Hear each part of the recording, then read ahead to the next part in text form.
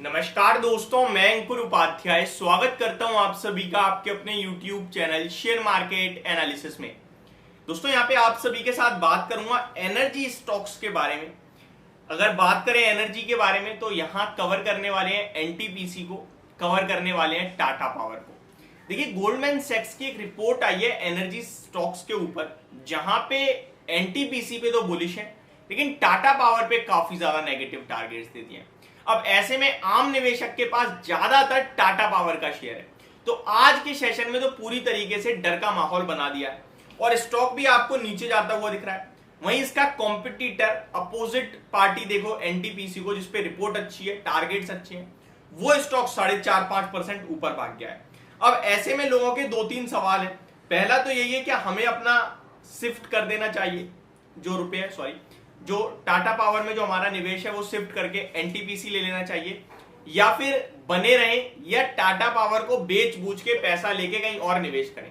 ये दो तीन अलग अलग तरीके के सवाल हो सकते हैं। और जिनका निवेश ऑलरेडी एनटीपीसी में है उनके लिए क्या टारगेट बनेंगे, क्या स्टॉप लॉस बनेगा, कब तक होल्ड करना है, ये सारी चीजें डिस्कस करते हैं। स्टार्ट करते हैं बिना किसी देरी के।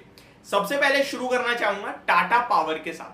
तो देखिए गोल्डमैन सैक्स ने इस स्टॉक को लेकर जो व्यू लिखा है वो है कि भैया टाटा पावर में हमारे लक्ष्य जो है 190 रुपए के हैं। करंटली स्टॉक 217.70 पे ट्रेड कर रहा है और कल की क्लोजिंग लगभग 221.20 की है, तो वहां से लगभग 3-4 रुपए नीचे ट्रेड कर रहा है, डेज लो पे ट्रेड कर रहा है। 70 लाख शेयर ऑलरेडी ट्रेड कर गए हैं, अभी केवल 10:47 का समय हो रहा है। तो ये स्टॉक काफी तेजी से नीचे जा रहा है, वॉल्यूम्स के साथ नीचे जा रहा है। अब सवाल ये कि क्या करें क्या ना करें। देखिए मुझे लगता है टाटा पावर जैसा क्वालिटी स्टॉक आपको रखना चाहिए लॉन्ग टर्म पर्पज से। टेक्निकली इस स्टॉक में एक लेवल है 217 का ही, जहां ये ट्रेड कर रहा है 80 पैसे नीचे। उसके नीचे एक चार्ट्स पे थोड़ी सी नेगेटिविटी आएगी, जहां पे 213 से लेकर 12 तक के लेवल्स आ सकते हैं, ये मैं अभी आपको बता दे रहा हूँ। टेक्निकल बेसिस पे जो हायर हाइस का फॉर्मेशन है वो ब्रेक हो जाएगा 217 के नीचे निकलते ही, जिसके बाद पहला टारगेट 213 और दूसरा 208 रुपए तक के भी बन सकते हैं। और वहां मैं आपसे दोबारा कहूंगा खरीदने के लिए। इन लेवल्स पे मैं आपसे खरीदने के लिए नहीं कहूंगा, हालांकि मैं आपसे 198 से खरीदने को कहता आ रहा हूं। 231 का टारगेट था, 230 तक का वो अचीव भी हुए। 2 रुपए ₹2.25 का डिविडेंड इंक्लूड करोगे तो 232 रुपए तक गया। अब वहां से करेक्शन है, वहां मैंने आपसे कहा कि ट्रेलिंग एसएल के साथ होल्ड करते चलो। अब वो ट्रेलिंग एसएल आज ब्रेक हो सकता है 217 के नीचे निकलने के बाद, उसके बाद 213 और 208 आएगा। तो मुझे लगता है वहां दोबारा एंट्री के मौके बनेंगे, एवरेजिंग के मौके बनेंगे, लेना चाहिए। बात रही टारगेट 190 की गोल्डमैन सैक्स की, तो मुझे लगता है ठीक है भैया, उन्होंने कह दी रिपोर्ट निकल गई। ये रिपोर्ट आती रहती है, जाती रहती है, बदलती रहती है, तो इतना कुछ भरोसा नहीं करना चाहिए आपको, इतना कुछ कंफ्यूज नहीं होना चाहिए।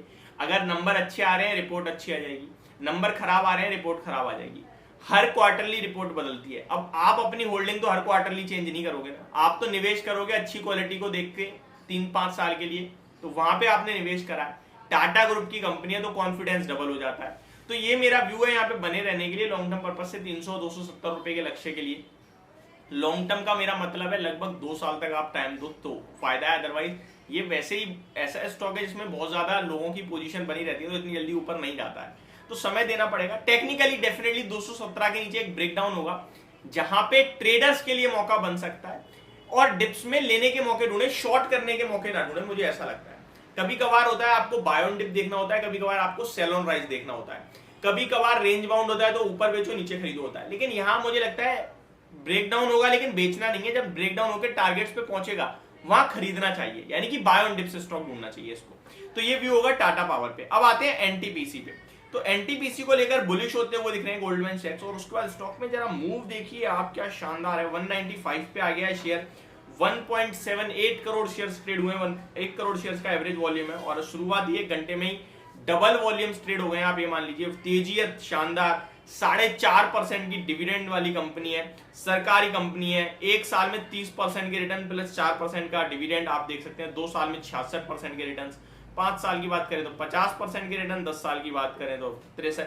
ये डिविडेंड वाले स्टॉक में रिटर्न नहीं आते हैं, बट अब ये जो तेज मूव स्टार्ट हुआ है कोविड के बाद से, वो कंटिन्यू कैरी होता ही जा रहा है, तेजी बनती जा रही है। तो मेरे को लगता है यहाँ पे अगर किसी के पास पोजीशन है वो कैरी करे। फ्रेश एंट्री के लिए मैं तो इसमें नहीं राय दूंगा। स्टॉप लॉस भी नीचे बनेगा काफी ज्यादा, वो 186 का है, तो आप फ्रेश एंट्री लेके इतना डीप स्टॉप लॉस रखने का मतलब ही नहीं बनता है। जिनके पास है वो अपनी बाइंग के हिसाब से या तो कैरी करें या फिर डीप स्टॉप लॉस रखना चाहते हैं तो 186 का ही आके दिखा रहा है यहाँ पे। तो ये मेरी तरफ से आपके लिए वीडियो थी, होप आपको समझ और पसंद दोनों आई होगी। बाकी एनटीपीसी लग ऐसा रहा है कि ये स्टॉक आपके लिए 200 प्लस की तैयारी कर रहा है। Thank you so much for watching this video, have a great day guys.